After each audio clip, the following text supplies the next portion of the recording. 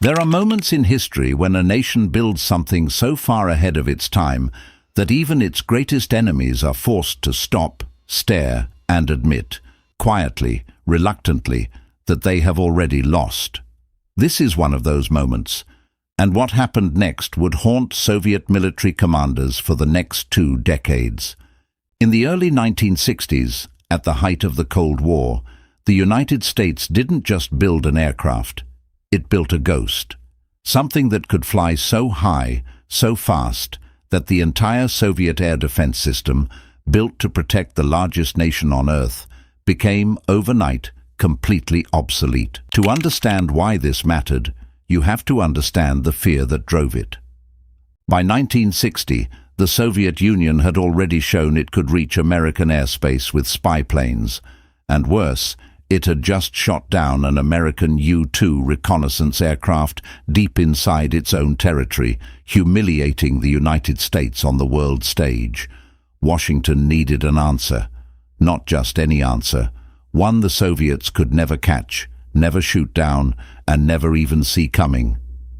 If you're into stories like this, real Cold War history most people never learned in school, make sure you're subscribed, because this is exactly what this channel is built around.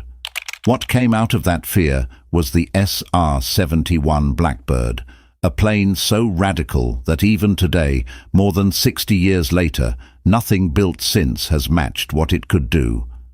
It could fly at over 2,200 miles per hour, more than 3 times the speed of sound. It could cruise at 85,000 feet, nearly 3 times higher than a commercial airliner. And it was built almost entirely from titanium, because at those speeds, the friction with the air alone would heat the aircraft's skin to over 500 degrees Fahrenheit. But speed and altitude weren't even the most terrifying part for Soviet commanders.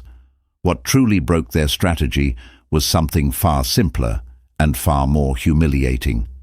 Over the following 2 decades, the Soviet Union fired more than 4,000 surface-to-air missiles at Blackbird's flying reconnaissance missions over hostile territory.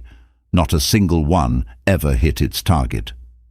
Soviet pilots were sent up in their fastest interceptors, aircraft specifically built to try to catch the Blackbird, and every single time, the SR-71 simply outran them, climbing and accelerating away as if the interceptor wasn't even there. Imagine being a Soviet pilot, watching your target vanish into the distance, knowing there was nothing you could do about it. That feeling repeated itself for 20 years. This is the kind of story that gets buried in old military archives, and if you want more of these brought back to life, hit that like button. It genuinely helps this channel reach more people who'd love this stuff. This wasn't just an embarrassment. It was a strategic nightmare for Moscow. The Blackbird could fly directly over Soviet military installations, photographing missile silos, troop movements, and naval bases, and there was nothing the Soviet military could do to stop it, hide from it, or shoot it down. Soviet generals reportedly began altering the timing of military exercises, specifically to avoid Blackbird overflight windows, rearranging their own operations around an aircraft they couldn't even touch. Some declassified reports even suggest Soviet engineers spent years and enormous resources trying to reverse engineer interceptor technology specifically designed to counter the SR-71, technology that, in the end, never worked. And here's the detail that still stuns aviation historians today. The SR-71 Blackbird was designed in the early 1960s, using slide rules and hand-drawn blueprints, decades before modern computer engineering existed.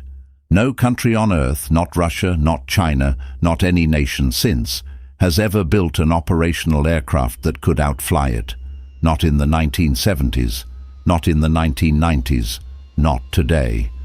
The Soviet Union, a superpower with a massive military-industrial complex, spent 20 years trying to answer a plane that America had already flown into their skies unchallenged and never found one. That is the story of the Blackbird, not just a machine, but a message that some technological gaps aren't measured in years, they're measured in generations. If a story like this deserves to be remembered, make sure you're subscribed. This channel exists to bring these forgotten moments of American engineering and military history back to life, one story at a time. And if you want to see just how far ahead the next chapter of this story goes, the next video on this channel picks up exactly where this one leaves off.